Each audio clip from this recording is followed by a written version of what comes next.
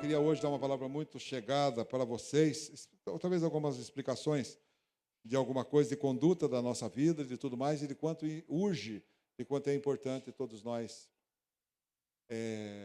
nos posicionarmos no reino de Deus, o grande capitão, o grande pastor, o rei dos reis. E aí, de todas as maneiras, de toda a minha força, de todo o meu ânimo, de toda a minha atenção, de todo o meu amor, eu dizer assim ao Senhor: eis-me aqui. Quero deixar de pensar nas minhas coisas, mas eu quero pensar e gastar a minha vida com aquilo que importa e com aquilo que é eterno. Diga amém. Vamos orar? Pai,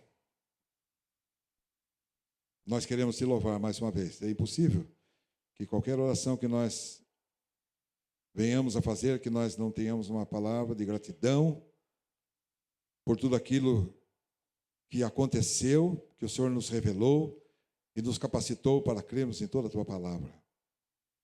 Nós, a uma só voz, todos quantos estamos aqui, nós queremos, Pai, dizer em coro, em voz única, a uma só voz, dizer ao Senhor que nós estamos agradecidos pela boa obra que o Senhor fez na nossa vida. Estamos agradecidos e podemos dizer ao Senhor, uma vez que nós conhecemos os dois lados, nós queremos declarar ao Senhor, mais uma vez, de que a vida com o Senhor, ela é incomparavelmente melhor aquilo que o mundo oferece nos seus prazeres. Nós estamos satisfeitos e, como cantamos hoje, nessa estrada, nós não voltamos mais. Estamos de caminho para a glória e queremos, nesse caminho, nesse trajeto, sermos como bombeiros, como pessoas que possam ajudar os outros a se salvar desse mundo maligno e contaminado pelo pecado. Eu quero te pedir a tua unção, tua bênção, e te peço, Pai, em nome de Jesus, que o teu Espírito mostre a cada um esta responsabilidade e esta importância, Pai. Nós te louvamos em nome de Jesus. Amém. Eu reconheço uma coisa, eu reconheço que há uma dedicação minha. Se você falar assim para mim assim: olha, Eros, você não é pastor. Desculpe, você não é pregador. Eu digo assim: tem razão. Eu vejo assim a aflição dos meus filhos e dos outros irmãos. Os outros irmãos, até que eles não têm tanto acesso, eles não falam muito para mim. Mas os meus filhos, eles têm uma porta aberta direto para mim, então eles ficam numa agonia, porque eu sou um cara indisciplinado na pregação. Eu posso dizer para vocês que, como pregador, se uma pessoa que saiba perfeitamente, assim, princípio, meio e fim de uma pregação, articulado, pontinhos, como se fosse um teorema, enunciado. No meu tempo tinha teorema, no tempo de agora não tem mais, mas no meu tempo tinha teorema. Você nasceu, não tinha. Não tinha mais teorema de Pitágoras, lembra de Pitágoras, aquelas coisas lá, lembra? Então, teorema, você parte de uma hipótese e chega à tese. E para você sair da hipótese e chegar à tese, você tem a demonstração. E quando você termina toda a demonstração, que você comprova aquela verdade, aquela hipótese que você sugeriu de começo, e aí você prova, e aí quando você chega no final, você aprova e fala assim: CQD, como queríamos demonstrar. Isso aqui. Como queríamos demonstrar. Era o final, é a coroa da demonstração do teorema. A minha pregação, se alguém chegasse aqui, uma pessoa que tivesse toda essa articulação, essa estrutura, todo esse esqueleto de pregação, ele ia sair daqui grunhindo que nem cachorro. E vai-se embora, porque não tem métrica, não tem arrumação. E a verdade é, porque de certo modo eu tenho um pouco de conhecimento da palavra de Deus, eu não me travo, eu não me imobilizo, eu não me imobilizo. Então, por exemplo, se eu estou percebendo que o negócio não vai de um jeito, eu já saio do outro jeito e vou para o outro lado e falo a verdade. Eu prego a verdade. Eu não sugiro coisas que não sejam a palavra de Deus. Pela palavra de Deus, e sempre o nosso assunto é a palavra de Deus. Só que ela nunca ela é arrumadinha nesse teor. Então, os irmãos, aí, os filhos todos, eles pregam, eles gravam, e aí vai tudo para a internet, e aí eles têm que fazer corte, têm que fazer edição, e aí vai ficando tudo uma coisa. Mas é assim. Mas, de fato, se você falar que eu não sou pregador, eu não tenho problema nenhum. E também nunca fiz projeto de ser pregador eloquente, famoso, como Billy Graham. Billy Graham hoje tem 90 anos. Quem conhece Billy Graham, diga amém? 90 anos, um dos homens mais sérios que eu conheci, um homem que honrou a função e o ministério que tinha. Um homem que não soube nunca de deslizes dele, um homem sério, um homem comprometido com a família, um homem que mesmo com 80 anos ele se mantém lúcido, e um homem... Falei quanto? 90 anos, um homem de 90 anos já. Um outro dia a Roseli vai ler para vocês uma palavra da filha dele. Legal, mas aí hoje não vai dar para fazer isso. Mas pregador eu não sou. Dentro das qualidades que eu tenho, eu diria para você o seguinte, que se eu tenho alguma qualidade, eu digo para você, pastor, eu sou. Eu estou comprometido com você. E para ser muito sincero para você, por conta do meu perfil, eu sou muito mais favorável a pastor do que qualquer outra função. Pastor é irmão mais velho que cuida do irmão mais novo. Pastor é o que chama atenção. É o que chega e chama a sua atenção e olha, mas sem o menor pudor. Grito, xingo, se for necessário. Mas também paro a hora que eu entender que você não quer ser incomodado. Aí eu recuo, eu tiro o time de campo e já não ligo mais. E quando eu não ligo mais para você, eu coloco você, então, no IML.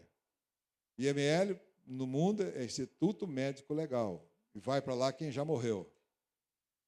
O meu IML não é IML, esse instituto, é Irmãos Mais Lento.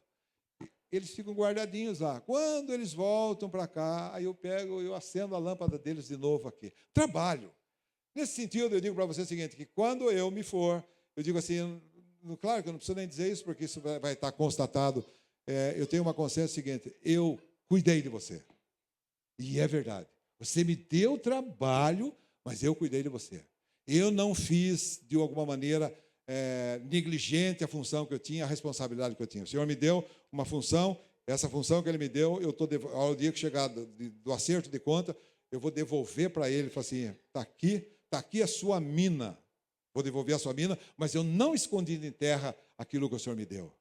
E é nesse sentido que esse trabalho. Eu olho sempre, como ministério, eu olho sempre assim, a figura do pastor. Para mim, pastor é aquele que tem coração. Pastor é pai. Pastor é o que ama. Pastor é aquele que não está interessado na lã da ovelha e nem da gordura da ovelha.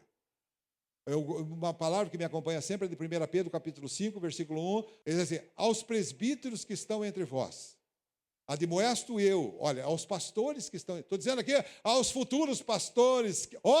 Eu estou dizendo aqui, parafraseando Pedro, eu estou dizendo assim, aos futuros pastores, aos presbíteros que estão entre vós, aos pastores que estão aqui.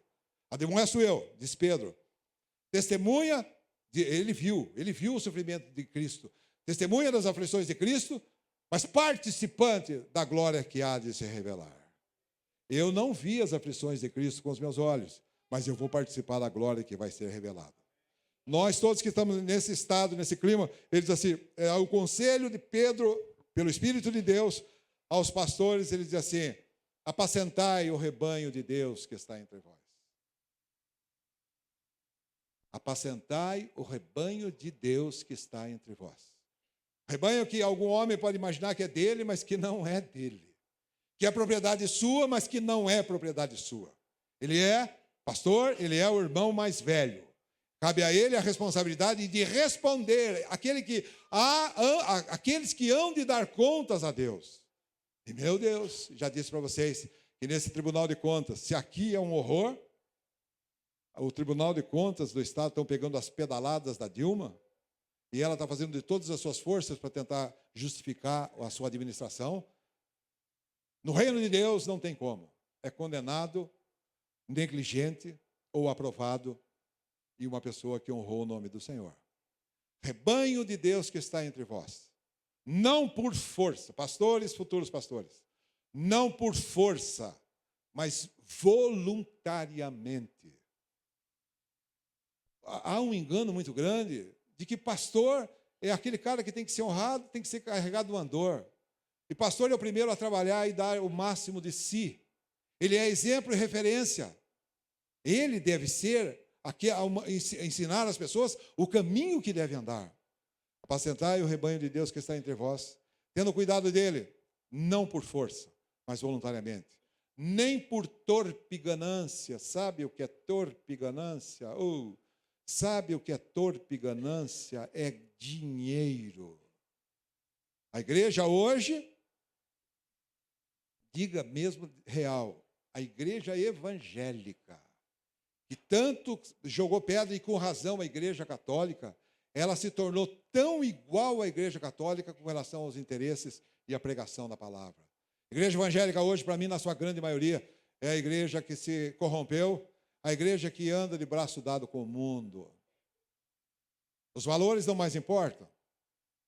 Os valores, hoje, a importância é você ter o glamour de todo aquilo que o mundo pode te dar.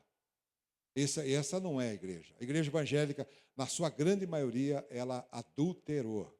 Ela deixou das suas convicções, e deixou das suas convicções e se vendeu, não por um prato de lentilha, mas por alguma coisa que o mundo pode dar. Falhou. Não, olha, torpe ganância, olha, as pessoas têm do ministério, e quero dizer aqui, nessas poucas pessoas que nós estamos, que igreja é o local do roubo, disse Jesus lá em Lucas, é o lugar do roubo legalizado. Se usa o nome de Jesus, o nome de Deus, para roubar.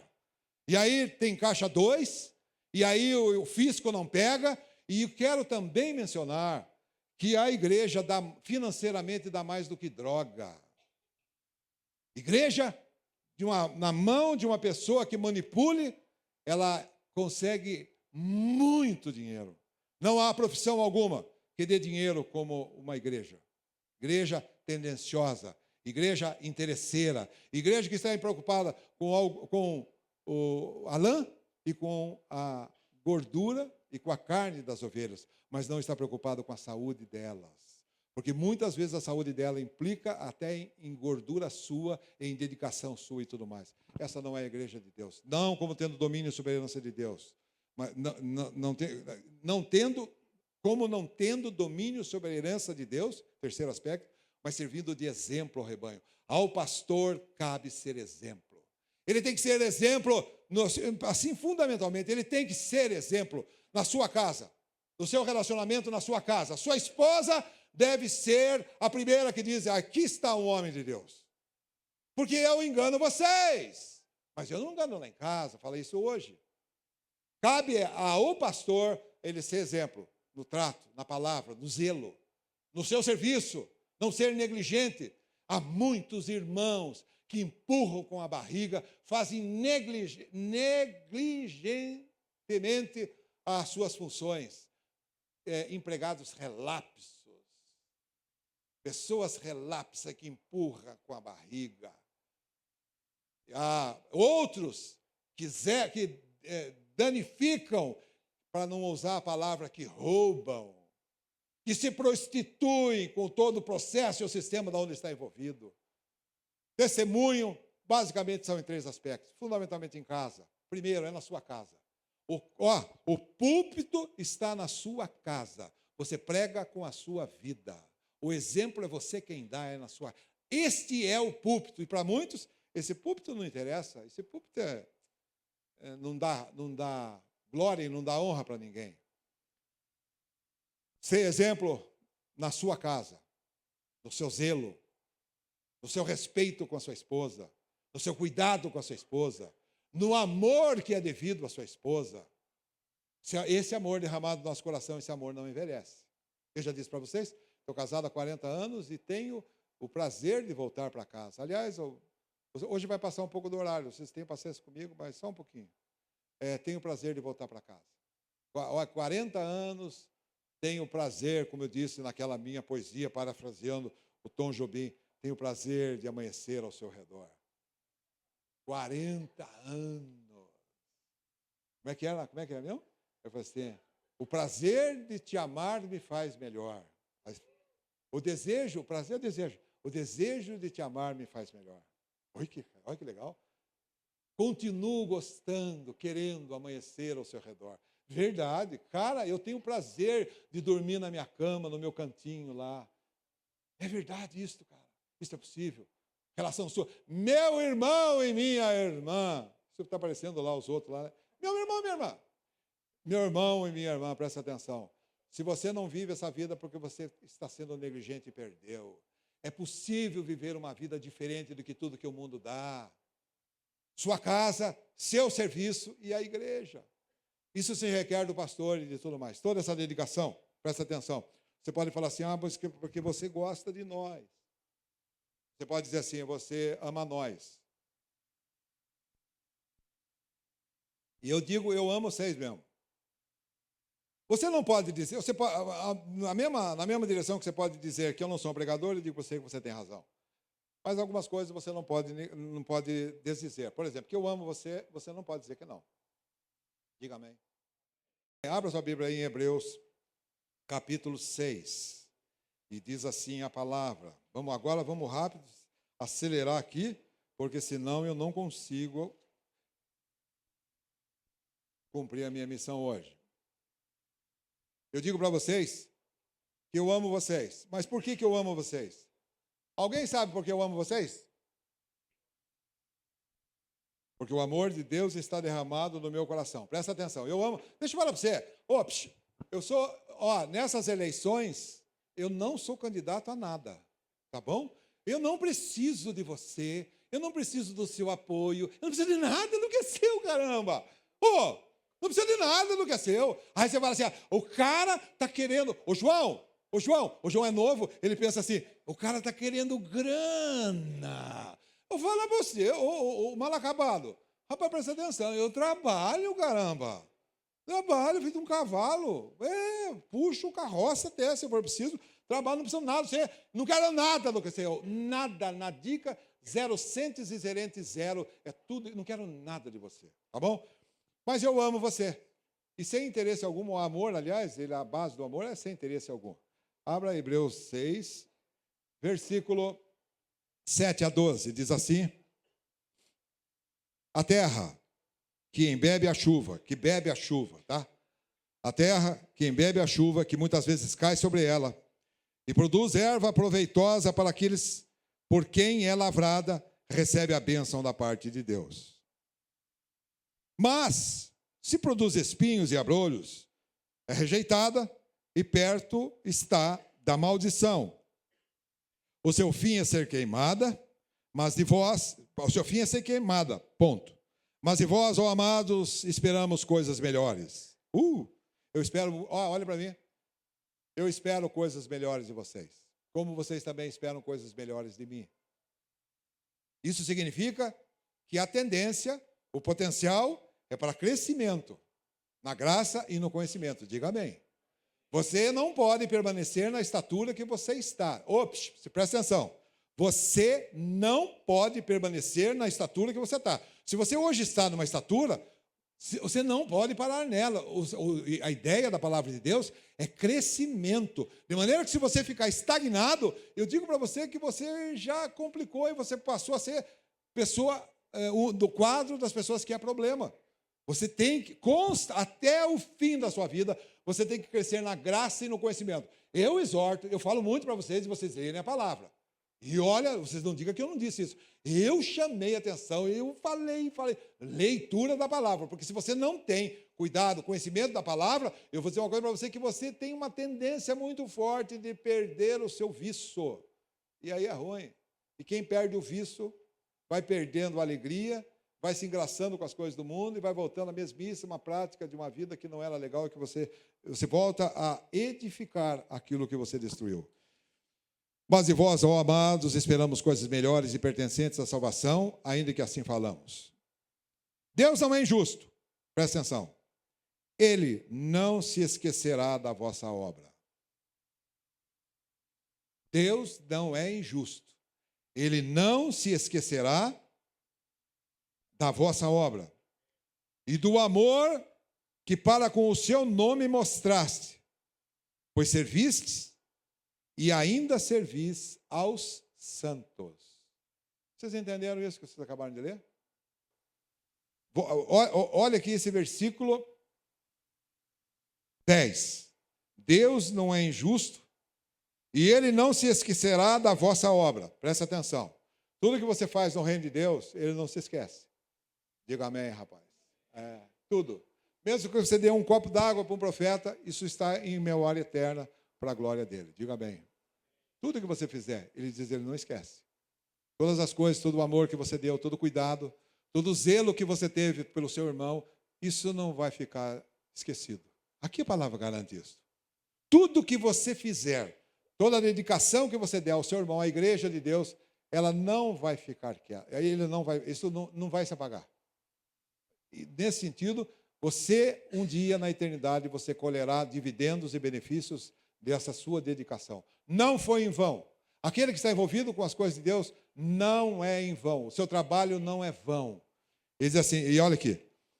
Deus não é injusto e Ele não se esquecerá da vossa obra e do amor que para com o seu nome mostraste. E aí, tudo norteia-se, o norte magnético desse texto é o amor a Jesus. E eu posso dizer para você assim, eu amo você porque eu amo em primeiro lugar ao Senhor. É verdade. Você acha, pensando assim, você acha que se fosse pelo amor que você tinha para mim pessoalmente, você acha que você saía da sua casa para vir aqui? Não faria isso, nada. E bem é verdade que eu também não ficaria gastando tempo com você mesmo também. É verdade. Você acha que ia perder meu tempo? Presta atenção. Não ia nada. Mas presta atenção. Todo o trabalho que nós fazemos, tudo, é porque nós amamos o Senhor. Está aqui no texto. E ele diz que aquele que ama o seu nome, está aqui no versículo 10, ele diz assim, da vossa obra e do amor para com o seu nome mostrastes, pois servistes e ainda servis aos santos. Laura, você está ouvindo? Você está perdido aí, menina. Pois servistes e ainda servis aos santos. Lá em Salmo 16, ele diz assim, da importância que Deus dá para o irmão, para aquele que cuida do irmão. Ele diz assim, quanto aos santos que estão na terra, diz a palavra, são eles os ilustres em que a minha alma tem todo o prazer. Mas eu entendo que o amor da igreja é uma coisa extraordinária e é excelente. O amor à igreja do irmão é alguma coisa, e é verdade. Eu já falei isso para vocês, imagine no último dia que eu estou vivendo, 5 minutos antes de morrer. Estou com o juízo no lugar, não estou com Alzheimer. E aí é o seguinte, se eu tenho um conselho para dar, os meus filhos todos em volta do lugar que eu estou, mas acho que eu vou morrer trabalhando, né? Não vai ser assim. Os meus filhos todos juntos, se fosse desse jeito, a palavra que eu diria para os meus filhos naquela hora, eu falo assim, se cuidem, cuidem-se uns dos outros. Eu dou graças a Deus porque os meus filhos, eles têm um cuidado uns pelos outros, que é muito legal, não tem parede de separação. Os caras são loucos, muito mais do que eu com meu irmão de carne, que faço o ano inteiro sem ver ele. Eles têm uma aliança entre eles, um cuidado, não existe limite para ajuda se um precisar. E eu fico pensando assim, a palavra minha final ecoaria por o resto da eternidade, assim, filhos, uns cuidem, ajuda na redação, filhos, cuidem-se, pronto, cuidem-se. E esse é todo o propósito. Eu como pai, eu não quero que nenhum filho meu fique largado lá, empurrado com a barriga, né? Eu não quero isso. E eu vejo na igreja a mesma coisa. O sentido da igreja, essa é uma solidariedade, é uma unidade entre as pessoas, que as pessoas se dedicam à outra. Eles se alegram com o sucesso do outro. Eles se alegram com o sucesso dos outros e choram com as dificuldades da pessoa. A pessoa fica inconformada. O problema do irmão é problema seu. Você não se conforma de vê-lo no estado se você pode fazer alguma coisa. E se você não pode, você abraça. E se você não pode, você está junto. Se você não pode transmitir, você tem uma palavra de ânimo, uma palavra do Senhor para ele. E sim, você está incomodado, dói em você. E esse é o sentido da igreja de Deus. E esse amor é o Espírito de Deus que derrama no nosso coração. E nós fazemos isso porque nós somos gratos a Deus, viu? Eu sou grato a Deus por tudo aquilo que Ele fez. E eu, à medida que entendi isso, eu não posso gastar os meus dias com aquilo que seja fútil. Eu tenho que gastar e devo gastar os meus dias naquilo que importa, aquilo que é eterno. Quando eu falo de salvação, eu falo de eternidade. Quando eu falo de vida sólida, vida abundante, vida estruturada, eu digo de coisas eternas que exaltam o nome do Senhor. Mas, para se ter essa vida, essa comunhão, me parece, 1 Pedro capítulo 2, versículo 5, 1 Pedro 2,5, veja que eu não estou blefando, Ele diz assim: e vós também, como pedras vivas, sois edificado casa espiritual. 1 Pedro 2:5. E vós, como pedras vivas, sois edificado casa espiritual e sacerdócio santo, para oferecer sacrifícios espirituais agradáveis a Deus por Jesus Cristo. É isso mesmo. Certo? Certo. Sacrifícios espirituais. O que é sacrifício? Sacrifício, o mundo, numa interpretação carnal, natural, simples, humana, ele acha que sacrifício é sacrifício físico. Não é. Por exemplo, na Dutra, você anda aí pela Dutra, estava falando hoje lá para a Ana isso. Você anda na Dutra, na época, tipo, começo de outubro, você vê aquela gentarada carregando um estandarte, uma bandeira, e vão tudo, os caras vão, mas uma judiação. Vocês já viram isso? O cara, eu fico imaginando o pé e a bolha do pé do cara. O cara, ele vai assim, andando, pisando em ovo, cara. Vai apalpando o chão. E ele entende que ele está fazendo um sacrifício a Deus. Você acha que Deus está tão preocupado com isso? O sacrifício, Jesus já fez. Sacrifício físico, não mais. Presta atenção. Sacrifício físico, não mais. Mas ele fala aqui de sacrifício espiritual. E precisamos entender o que é sacrifício espiritual. E sacrifício espiritual, eu entendo que seja renúncia. Sacrifício espiritual, presta atenção, abra a sua cabeça. Sacrifício espiritual é renúncia. E a palavra mostra, em dois textos que eu não vou ler para ganhar tempo, um de Mateus 14 e Lucas 12, é isso mesmo? Pode você ler na sua casa, Mateus 16 e Lucas 14, dois de diferença. Mateus 16, leia em casa, não dá tempo. Mateus 16 e Lucas 14. Ele diz assim que a renúncia é facinho de renunciar. São duas coisas só que o homem tem que renunciar. Homem ou mulher. Ele tem que renunciar tudo quanto tem. Assim, a condição é esta. Aquele que não renuncia a tudo quanto tem, não pode ser meu discípulo. Aí você fala assim, então eu vou dar todo o meu dinheiro. Eu vou dar tudo, eu vou drenar, eu vou escoar tudo o que eu tenho. É a palavra. Aquele que não renuncia a tudo quanto tem, não pode ser meu discípulo. Mas não para aí. E lá em Lucas 14, ele diz assim, mais do que isso, ele diz assim, além disso, renuncia-se a si mesmo. Olha aqui, simples assim. Sacrifício espiritual, eu digo para você que é renúncia. E renúncia, Estela, é do que eu tenho e do que eu sou. Caramba! É do que eu tenho e do que eu sou. Eu devo renunciar. Aí você fala assim, mas tá bom, eu entendo que renunciar a tudo quanto eu tenho, até entendo. Mas se renunciar a mim mesmo, fica diferente. O que seria isso? Renunciar a mim mesmo significa renunciar aos meus direitos, às minhas tendências. Você entende e concorda comigo que a partir do momento que você é um com o Senhor, que você creu em toda a obra que o Senhor fez, que você sabe que o seu nome está escrito nos céus, você entende que você não tem direito mais a caprichos? Por exemplo, na sua casa, você como ancião, você tem o lugar da ponta da mesa. Né? Nessa cadeira sou eu que sento. Os filhos tudo aqui, tudo aqui. Que direito mais tolo? Que direito mais tolo? Me parece que renunciar-me é eu despojar-me daquilo que me era direito. Há alguma coisa errada em alguém ter casa em Ubatuba? Não, olha lá o segurança. Não, não tem nada errado. Não tem nada errado. Só que se eu entender que Deus quer me usar e Deus vai trabalhar na minha vida, ele diz assim, e é verdade isso. Eu não tenho mais o direito de fazer coisas que não sejam da igreja. Mas eu sou velho. E, aliás, agora até que eu podia viajar mais um pouco. Gostei de viajar. Eu gosto de andar de avião. Mas eu não tenho mais esse direito por conta da igreja. Eu não tenho mais, eu não me permito mais a gastar aquilo que eu até me era direito.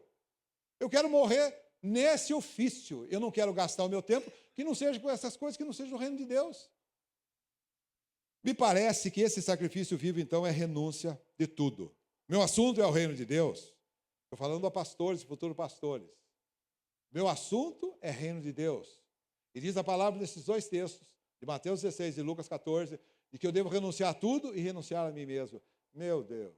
Diz lá em Filipenses 2, acho que 3 e 4, para você marcar, Filipenses 2, 3, 4, ele diz também assim, olha só, lá, quando ele diz assim, de Jesus o soberano, de sorte que, nesse texto tradicional e conhecido, que diz assim, de sorte que haja em vós o mesmo sentimento que também houve em Cristo Jesus, que sendo na forma de Deus, não teve por usurpação o ser igual a Deus, antes esvaziou-se a si mesmo e tomou a forma de servo. E sendo achado na forma de servo, achado na forma de homem, humilhou-se a si mesmo até a morte e morte de cruz, sendo obediente até a morte e morte de cruz. Pelo que Deus exaltou soberanamente, olha que maravilha, que Deus se exaltou soberanamente e lhe deu um nome que é sobre todo nome, para que o nome de Jesus se dobre todos os joelhos daqueles que estão nos céus, na terra e debaixo da terra, e toda língua confesse que Jesus é o Senhor, para a glória de Deus Pai.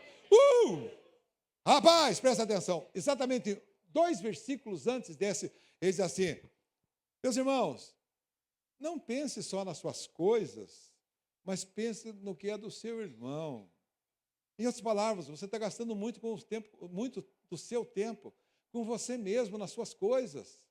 Você está olhando muito para o seu umbigo. Você está se olhando muito. Você está gastando muita coisa com você mesmo. Ele diz assim, não pense somente nas suas coisas, mas pense que é do seu irmão, do outro.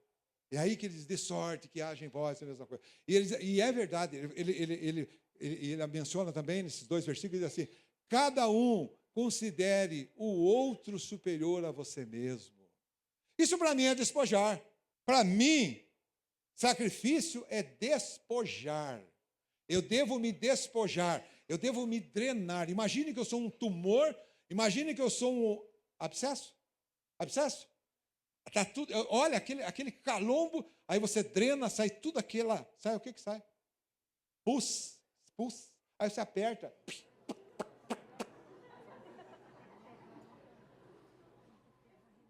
É você se esvaziar da porcaria que o pecado trouxe para a sua vida. Lembrando, na sua carne, na minha carne, não habita bem algum. E aí, então, pelo Espírito de Deus, esta seiva, essa ácida, é drenada. E é expurgada aquela porcaria. Preste atenção, você não presta. Você não vale nada como eu também. Presta atenção, não vem com essa carinha de bonzinho, porque todos aqui, todos os homens estão contaminados pelo pecado. Só pensa besteira, malícia. Olha, o que está na sua cabeça é malícia. Diferente, oposto a inocente, né? Uma criança é inocente, uma criança não pensa mal. Inocência e malícia são 2 extremos. A sua cabeça é cheio de malícia. Ou será que é mesmo, Lucas? Será que é isso, não? Eles vão ficar escandalizados, não vão gostar mais de mim. Vão perder o amor de mim, caramba. É mesmo? Deixa. Então, continua dizendo, não vale, cara, por favor, não vale nada. Você, nesse egoísmo seu, você tem que ser expurgado, você tem que ser drenado, você tem que sair para que essa porcaria que saia seja ocupado pelo Espírito Santo de Deus na sua vida. Precisa isto. Preste atenção, adúlteros e adúlteras, mentirosos, ladrões. Isso foi no passado, mas na nova vida, aquele que vai habitar o céu, isso está expurgado em nome de Jesus, caramba. Não tem outro jeito, não tem outro caminho. E eu falo de pastor, e eu olho para você assim, eu quero muito. Eu estou precisando, a igreja nossa aqui precisa de homens que se levantem e que paguem o preço. Caramba, eu não quero pregadores. Eu não sonho com pregadores que tenham uma boa articulação, uma boa palavra. Eu não quero isso, eu não vou gastar meu tempo com isso. Ainda que seja necessário, precisamos trabalhar nisso também. Mas eu digo uma coisa para vocês, eu preciso de homens que tenham coração e que não olhem para si mesmos, mas que estejam preocupados com a saúde do rebanho. Em nome de Jesus. É essas pessoas que eu acho que a igreja de Deus precisa. E olha, eu vou dizer uma coisa, eu vou ficar muito feliz, satisfeito, que a hora que a minha lâmpada apagar, vocês, os que entrarem no meu lugar, façam de uma maneira muito mais hábil, muito melhor, muito mais espiritual, muito, muito, muito melhor. Mas eu preciso no Senhor, e quando eu digo eu preciso, eu digo assim, o reino de Deus precisa. O reino de Deus precisa de voluntários. Quando há acidentes, uma coisa que cai, vem aqueles bombeiros todos e tudo mais, que são os credenciados. Mas muitas vezes, muitos voluntários, eles querem somar para tirar um cara que está debaixo do escombro lá e vão, se não tem ferramenta, sem nenhum equipamento de segurança, eles entram para o meio lá e vão tirando para ver se consegue salvar alguém. E eu digo para você, a missão do pastor é a missão do voluntário, não do mercenário. É que esvazia-se de si mesmo para benefício do seu irmão. Esse é o cara, esse é o irmão. Diga amém.